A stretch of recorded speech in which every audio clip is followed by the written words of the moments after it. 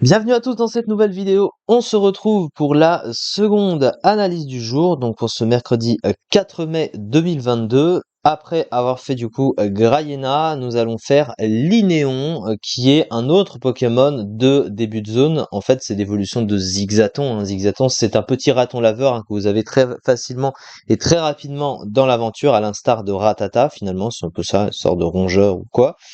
Et du coup, l'évolution de Zigzaton, c'est Linéon. Alors Linéon, qu'est-ce que c'est du coup? Il possède un type normal pur, exactement comme Rattata, à l'instar de ça.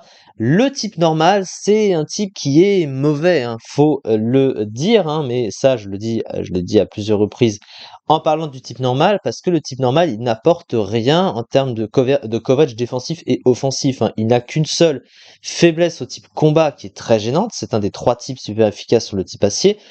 Une immunité spectre et pas de résistance autour, et il est super efficace sur rien, donc c'est un stab offensif mauvais, et défensivement, il a aucune vraie résistance globalement.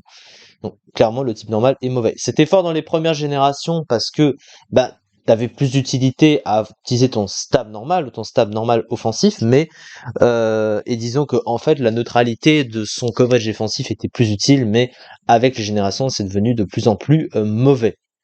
Et surtout que le type combat est devenu de plus en plus fort, et les attaques de type combat plus fortes sont venues avec les générations, notamment Close Combat en 4ème génération, ou d'autres, évidemment, celles qui étaient déjà là avant, etc. etc.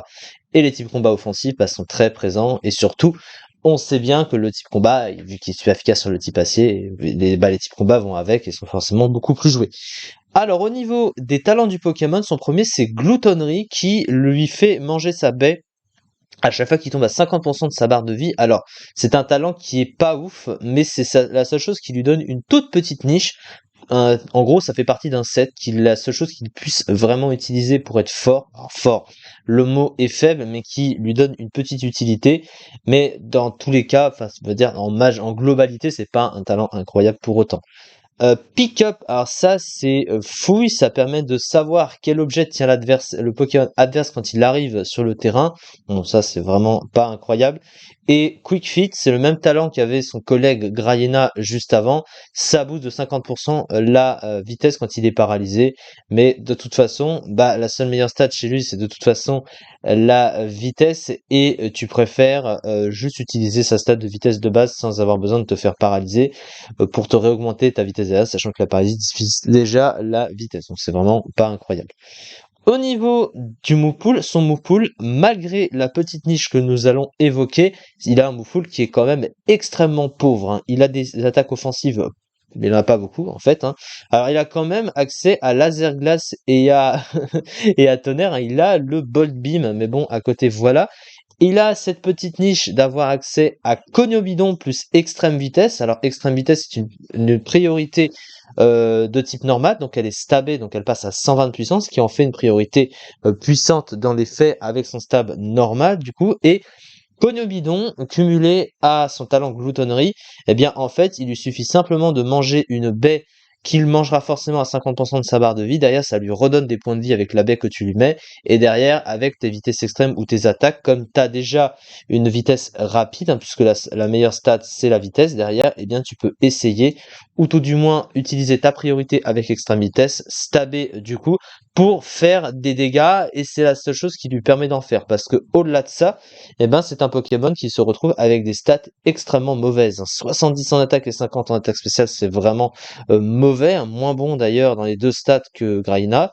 Un bulk de merde, 61 dans les PV, dans les défenses, 78 en PV, c'est vraiment pas fou. La vitesse de 100, on va dire c'est bon, quand même, 100 de vitesse, c'est pas mauvais.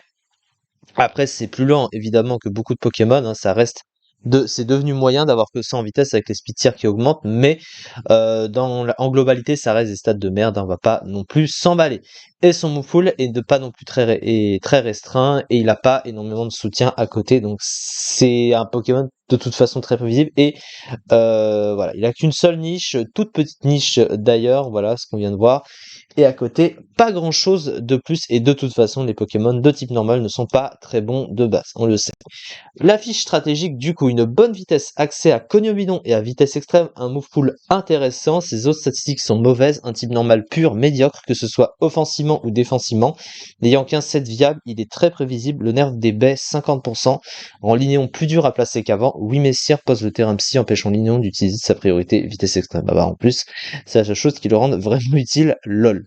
C'est ça en tout cas pour cette vidéo. On se retrouve demain pour la suite des analyses sur les Pokémon de la troisième génération, évidemment, et la tier list Associasta arrivera prochainement, promis. Merci beaucoup de m'avoir suivi en tout cas, et à très vite.